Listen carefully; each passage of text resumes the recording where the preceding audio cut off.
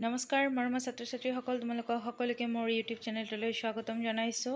আৰু আজি মই তোমালোকৰ বাবে লৈ আহিছোঁ ক্লাছ 8ৰ পাঠ নম্বৰ 7 বস্তু বিজ্ঞান অধ্যয়ন। আৰু ছাত্ৰ ছাত্ৰীসকল যিসকলে তোমালোকে মোৰ চেনেলত নতুন আহিছা, সকলোৱে চেনেলটো ছাবস্ক্ৰাইব কৰি ল'বা। আৰু যিসকলে আগৰ ভিডিঅ'সমূহ চোৱা নাই, প্লেলিষ্টত গৈ চাই ল'বা। ইয়াৰ পৰা 1ৰ পৰা 6লৈকে ভিডিঅ' আপলোড কৰা আছে, তোমালোকে তাৰ পৰা চাই ল'ব পাৰা। আৰু আজি 7 নম্বৰ পাঠটো তোমালোকক পঢ়াব গৈ আছোঁ। ঠিক আছে, এই বস্তু বিজ্ঞান অধ্যয়ন পাঠটো তোমালোকে এবাৰ ঘৰত নিজে পঢ়ি ল'বা। পাঠটো যদি পঢ়াই দিওঁ তেতিয়াহ'লে ভিডিঅ'টো বহুত দীঘল হৈ যাব, সেইকাৰণে মই পঢ়োৱা নাই। আৰু ইয়াত তোমালোকৰ কবি পৰিচিতি দিছে, এইখিনি লেখকৰ পৰিচয়, এইখিনি তোমালোকে ধুনীয়াকৈ পঢ়ি ল'বা। আজি মই তোমালোকক কৰাই দিব গৈ আছোঁ ক পাঠভিত্তিক ক্ৰিয়া, 1ৰ ক্ৰিয়াকলাপ 1 উত্তৰ দিয়া আছে। এই উত্তৰসমূহ দি দিম আৰু লগতে এই পাঠত যিমানখিনি প্ৰশ্ন উত্তৰ আছে মই গোটেইখিনি তোমালোকক দিবলৈ চেষ্টা কৰিম। আৰু ছাত্ৰ ছাত্ৰীসকল যদি তোমালোকৰ ভিডিঅ'টো চাই ভাল লাগে তেতিয়াহ'লে এটা লাইক কৰি দিবা আৰু কমেণ্ট ছেকশ্যনত জনাই দিবা ভিডিঅ'টো চাই কেনেকুৱা পাইছা। এতিয়া আহা সকলোৱে আমি একেলগে চাওঁ যে ইয়াত কুৱেশ্যন আনচাৰসমূহ কিদৰে কৰিব লাগিব। আৰু সকলোৱে কুৱেশ্যন আনচাৰখিনি নিজৰ বহীত লিখি ল'বা। ঠিক আছে, যিহেতু পৰীক্ষা আহি পাবই, সেইকাৰণে তোমালোকে ধুনীয়াকৈ এতিয়াৰ পৰাই পঢ়ি থাকা ভালকৈ। চোৱা ছাত্ৰ ছাত্ৰীসকল, 1ৰ ক নম্বৰ প্ৰশ্ন আছে, বিজ্ঞান শাস্ত্ৰ কিহৰ ভঁৰাল? উত্তৰ, বিজ্ঞান শাস্ত্ৰ জ্ঞানৰ ভঁৰাল। খ নম্বৰ আছে, বিজ্ঞানৰ বলত মানুহে কেনেধৰণৰ কাম কৰিবলৈ ধৰিছে? উত্তৰ, বিজ্ঞানৰ বলত মানুহে ৰেল, জাহাজ, টেলিগ্ৰাফ, ফটোগ্ৰাফ, টেলিফোন, গ্ৰামফোন, অনুবীক্ষণ, দূৰবীক্ষণ ৰকমৰ চিকিৎসা প্ৰণালী আদি উলিয়াব পাৰিছে। গ নম্বৰ, বিজ্ঞান চৰ্চা কৰিলে মানুহে কি ভেদ কৰিব পাৰে? উত্তৰ, বিজ্ঞান চৰ্চা কৰিলে মানুহে প্ৰকৃতিৰ গুপ্ত তত্ত্ব ভেদ কৰিব পাৰে, অৰ্থাৎ প্ৰাকৃতিক ঘটনাবোৰ মূল কাৰণ জানিব পাৰে। ঘ নম্বৰ, উদ্গতি পথত কিহে বাধা দিয়ে? উত্তৰ, উদ্গতি পথত কুসংস্কাৰে বাধা দিয়ে। ঙ নম্বৰ, ধন গোলক কিহৰ মায়া বুলি মানুহে বিশ্বাস কৰে? উত্তৰ, ধন গোলক মানুহে প্ৰেতৰ মায়া বুলি মানুহে বিশ্বাস কৰে। ছ নম্বৰ, হাতীয়ে গা লৰালে কি হয় বুলি ভাবে? উত্তৰ, হাতীয়ে গা লৰালে ভূমিকম্প হয় বুলি ভাবে। ছ নম্বৰ, বিজ্ঞান শিক্ষাৰ পৰা কি জনা যায়? উত্তৰ, বিজ্ঞান শিক্ষাৰ পৰা বস্তুৰ মূল তত্ত্ব জনা যায়। এতিয়া প্ৰশ্ন আছে 2, চোৱা, ধন গোলৰ কেনেকৈ উৎপত্তি হয় চমুকৈ লিখা। উত্তৰ, এনেকৈ লিখিবা তোমালোকে, সাধাৰণতে জাবৰ জোঁথৰ, জীৱ জন্তুৰ মল মূত্ৰ আদি পচা বস্তু থকা জিকা ঠাইৰ পৰা এবিধ বাষ্প নিৰ্গত হয়। জৈৱিক পদাৰ্থৰ বিশেষকৈ প্ৰাণী দেহৰ পচনৰ ফলত ফেচপিন বা মিথেন গেছ উৎপন্ন হয়। দুয়োবিধ গেছ অক্সিজেনৰ সংস্পৰ্শলৈ আহি বিস্ফোৰক মিশ্ৰণৰ সৃষ্টি হয়। আৰু এই বিস্ফোৰক মিশ্ৰণ উৎপন্ন হোৱা ঠাইত যদি ফছফৰাছ ডাই অক্সাইড উৎপন্ন হয়, বায়ুৰ সংস্পৰ্শলৈ আহে, তেতিয়া তৎক্ষণাৎ আপোনা আপুনি জুই জ্বলি উঠে। এই জুই চাকি এটাৰ নিচিনা হৈ বতাহত কিছু সময়ৰ বাবে লৰচৰ কৰি ফুৰে। কোনো কোনো মানুহে বিশ্বাস কৰে যে এইবোৰ পুতি থোৱা ধন সোণৰ পৰা ওলোৱা জুই। ধন গোলক কোনো কোনো ঠাইত আধামূৰীয়া আধামুণ্ডি বুলিও কোৱা হয়। 3 নম্বৰ প্ৰশ্ন চোৱা কি দিছে, প্ৰতিধ্বনি কেনেকৈ হয় চমুকৈ লিখা। উত্তৰ, আমাৰ সন্মুখত নানা ৰকমৰ ঘটনা ঘটে, যেনে ঢোলত কোব মাৰিলে শব্দ উঠে, হাবিয়নিত চিঞৰিলে প্ৰতিধ্বনি হয়। আমি কৰা শব্দটো বন্ধ কোঠাৰ বেৰৰ কঠিন অংশত খুন্দা খাই প্ৰতিফলিত হৈ আমাৰ ওচৰলৈ পুনৰ ঘূৰি আহে। তেনেদৰে প্ৰতিধ্বনিৰ সৃষ্টি হয়। 4 নম্বৰ, কি কাৰণত বিজ্ঞান শাস্ত্ৰ জ্ঞানৰ ভঁৰাল বুলি কোৱা হয়? উত্তৰ, বিজ্ঞান শাস্ত্ৰ জ্ঞানৰ ভঁৰাল ইয়াৰ বলত মানুহে অদ্ভুত কাম কৰিব লাগিছে। ৰেল, জাহাজ, Telegraph, photograph, phonograph, telephone, gramophone, অনুবীক্ষণ, দূৰবীক্ষণ, সম্প্ৰতি ওলোৱা বিমান, নানাবিধ ঔষধ আৰু নানা ৰকম চিকিৎসাৰ প্ৰণালী, এই আটাইবিলাক বিজ্ঞান চৰ্চাৰ ফল। বুজি পাইছেনে? মানে বিজ্ঞান যি হৈ আছে আমাৰ চাৰিওফালে, চব বস্তু কিন্তু বিজ্ঞানৰ বাবেই হৈ আছে। বিজ্ঞান চৰ্চা কৰিলে প্ৰকৃতিৰ গুপ্ত তত্ত্ব ভেদ কৰিব পাৰি, অৰ্থাৎ প্ৰাকৃতিক ঘটনাবোৰৰ মূল কাৰণ জানিব পাৰি। আমাৰ সন্মুখত নানা ৰকম ঘটনা ঘটে, যেনে ঢোলত কোব মাৰিলে শব্দ উঠে, হাবিয়নিত চিঞৰিলে প্ৰতিধ্বনি হয়। তোমালোকে চাবাচোন, হাবিত যদি গৈ চিঞৰ মাৰা, তোমাৰ চিঞৰটোৱে আকৌ তুমি শুনি থাকিবা, প্ৰতিধ্বনি হৈ থাকিব। এইবিলাক ঘটনা আমি দিনে নিশাই দেখি আছোঁ, কিন্তু কাৰণ সুধিলে ক'ব নোৱাৰোঁ। ক'ব পাৰিবানে কিয় হয়? কাৰণটো ক'ব নোৱাৰোঁ। বিজ্ঞান শাস্ত্ৰ শিক্ষা কৰিলে এনেবিলাক ঘটনাৰ কাৰণ জনা যায়। মানে যদি তুমি বিজ্ঞান অধ্যয়ন কৰা, তেতিয়া এই ঘটনাসমূহ কি কাৰণত হয় সেইটো তুমি জানিব পাৰিবা। বিজ্ঞানবিদ পণ্ডিতসকলে বিজ্ঞানৰ ফলত এই কাৰণ নিৰূপণ কৰি মনুষ্য জাতিৰ অশেষ উপকাৰ সাধিছে। শব্দৰ তত্ত্ব নিৰূপণ কৰি টেলিফোনেৰে এঠাইৰ শব্দ আন ঠাইলৈ চলাব পাৰিছে আৰু শব্দ ধৰি ফোনোগ্ৰাফ, গ্ৰামফোন আদি যন্ত্ৰ নিৰ্মাণ কৰিছে। ৰশ্মিৰ তত্ত্ব নিৰূপণ কৰি ফটোগ্ৰাফ কৰিছে। দৰ্শন ক্ৰিয়াৰ তত্ত্ব নিৰূপণ কৰি দূৰবীক্ষণ, অণুবীক্ষণ আদি যন্ত্ৰ সাজিছে। বায়ুৰ তত্ত্ব নিৰূপণ কৰি তাক জুলীয়া অৱস্থালৈ আনিছে আৰু আকাশত উৰি যোৱা বিমান প্ৰস্তুত কৰিছে।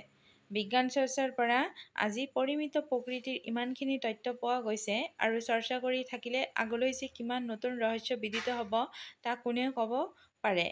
এতিয়া বুজি পাইছাই নহয় যে তোমালোকক কি বুজাব বিচাৰিছে, যে তুমি য'তে যোৱা বিজ্ঞান চৰ্চা যদি জানা তেতিয়াহ'লে তোমাৰ চাৰিওপাশে থকা যিসমূহ ঘটনা ঘটি আছে সেইসমূহৰ কাৰণসমূহ তুমি নিজেই জানিব পাৰিবা।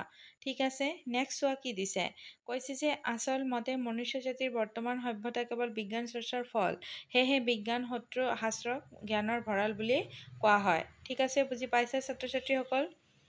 নেক্সট কুৱেশ্যন চোৱা কি দিছে। বিজ্ঞানবিদসকলে শব্দ তত্ত্ব নিৰূপণ কৰি কি আৱিষ্কাৰ কৰিছে? উত্তৰ কি হ'ব? বিজ্ঞানবিদসকলে শব্দ তত্ত্ব নিৰূপণ কৰি টেলিফোনেৰে এঠাইৰ শব্দ আন ঠাইলৈ চলাব পাৰিছে আৰু শব্দ ধৰি ফোনোগ্ৰাফ, গ্ৰামফোন আদি যন্ত্ৰ নিৰ্মাণ কৰিছে। ৰশ্মিৰ তত্ত্ব নিৰূপণ কৰি ফটোগ্ৰাফ কৰিছে। দৰ্শন ক্ৰিয়াৰ তত্ত্ব নিৰূপণ কৰি দূৰবীক্ষণ, অণুবীক্ষণ আদি যন্ত্ৰ সাজিছে। বায়ুৰ তত্ত্ব নিৰূপণ কৰি তাক জুলীয়া অৱস্থালৈ আনিছে আৰু আকাশত উৰি যোৱা বিমান প্ৰস্তুত কৰিছে।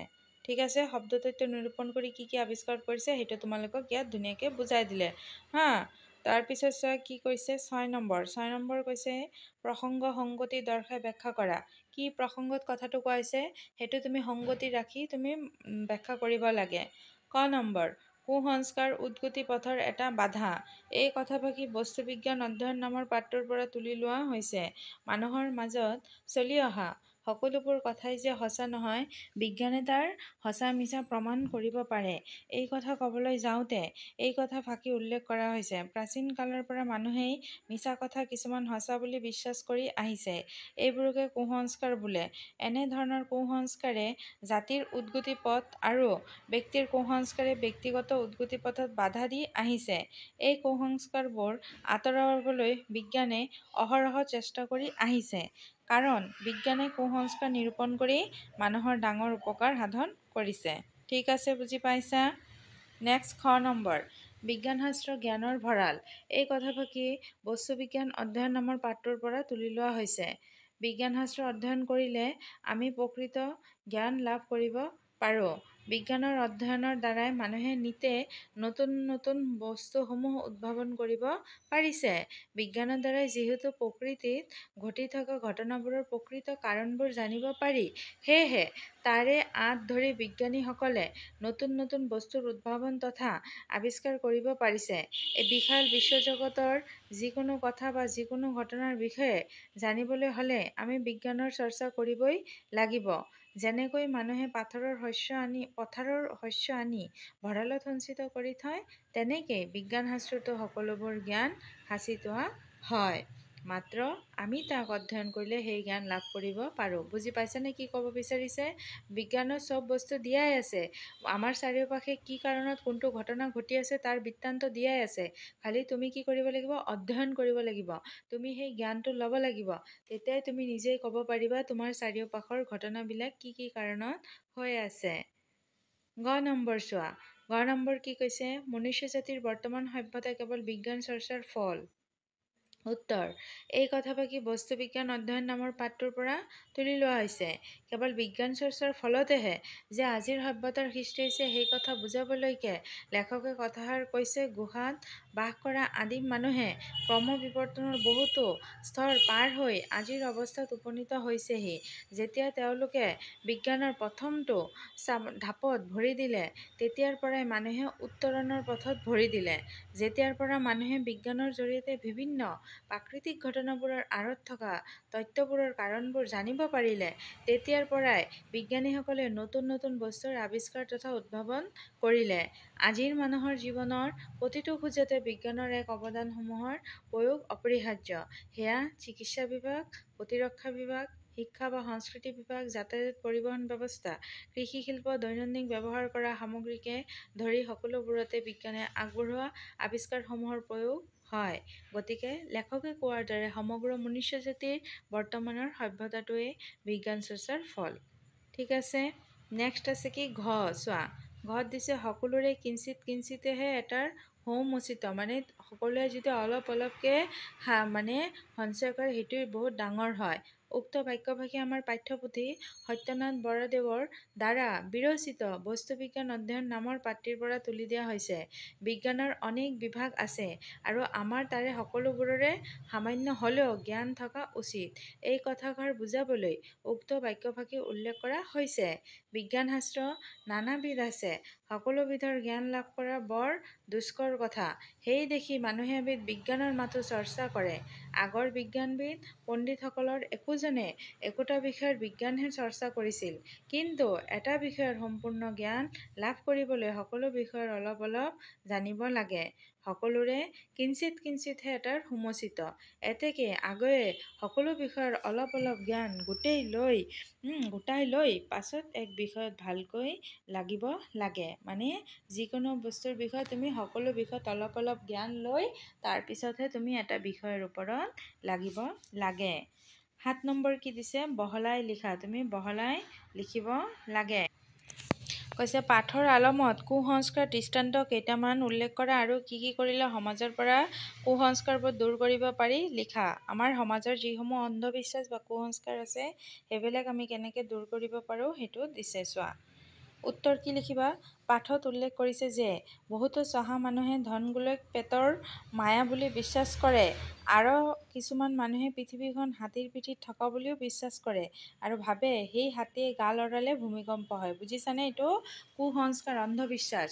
মানে কৈ আছে যে হাতীয়ে বোলে গা লৰালে তেতিয়া বোলে ভূমিকম্প হয়। আচলতে সেইটো নহয়।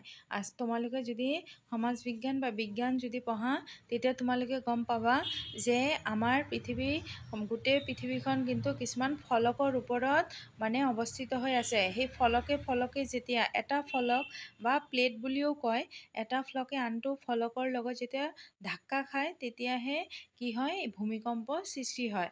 বা মানে প্ৰবল জোৰে যদি আগ্নেয়গিৰি উদগীৰণ হয় তেতিয়া সেই আগ্নেয়গিৰিৰ ওচৰত থকা ঠাইসমূহতো ভূমিকম্প অনুভৱ হয়। কিন্তু এইটো কোনো ধৰণৰ হাতীৰ পিঠিত আমাৰ পৃথিৱী নাই, এইবিলাক কথা মিছা।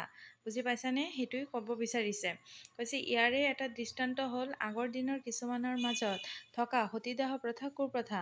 বিজ্ঞান শিক্ষা লাভ কৰিলে সমাজৰ পৰা এই কুসংস্কাৰবোৰ দূৰ কৰিব পাৰি। বিজ্ঞানে মানুহৰ মনত জ্ঞান জন্মায় আৰু ইয়াৰ দ্বাৰা সঁচা মিছা ভাল বেয়া ন্যায় অন্যায় বুজিব পাৰি। খ নম্বৰ, বিজ্ঞান শাস্ত্ৰ অধ্যয়নৰ এটা ঘাই বিষয়, যুক্তিৰে তোমাৰ মতামত দাঙি ধৰা। উত্তৰ, বিজ্ঞান শাস্ত্ৰ অধ্যয়নৰ এটা ঘাই বিষয় এই কাৰণেই যে ইয়াক অধ্যয়ন কৰিলে প্ৰকৃতিৰ গুপ্ত তত্ত্বভেদ কৰিব পাৰি, অৰ্থাৎ প্ৰাকৃতিক ঘটনাবোৰৰ মূল কাৰণবোৰ জানিব পাৰি। ৮ নম্বৰ, তলৰ শব্দকেইটাৰ প্ৰত্যয় ভাঙি দেখুওৱা। ৰোৱনী কি হ'ব, ৰো যোগ অনি, ৰান্ধনী ৰান্ধ যোগ অনি, নাৱৰীয়া নাহ যোগ অৰিয়া, মৰমীয়াল মৰম যোগ ইয়াল, পানীয়া পানীহ যোগ আ, জোনালী জোন যোগ আলি, দয়ালু দয়া যোগ আলু, ধৰুৱা ধাৰ যোগ ওৱা। ঠিক আছে, বুজি পাইছা ছাত্ৰ ছাত্ৰীসকল? খুব ধুনীয়াকৈ মই তোমালোকক বুজাই দিলোঁ। আশা কৰিছোঁ তোমালোকে বুজি পাইছা প্ৰত্যেকেই। আৰু যদি ভিডিঅ'টো চাই ভাল লাগিছে তেতিয়াহ'লে কমেণ্ট ছেকশ্যনত জনাই দিবা আৰু অন্ততঃ লাইক এটা কৰি দিবা। সকলো ভিডিঅ'তে চবকে কওঁ লাইক শ্বেয়াৰ ছাবস্ক্ৰাইব কৰি দিবা। আৰু যিসকলে নতুন আহিছে ছাবস্ক্ৰাইব কৰি ল'বা আৰু প্লে'লিষ্টত গ'লে আগৰ ভিডিঅ'সমূহ পাবা, সেইবিলাকো চাই ল'বা।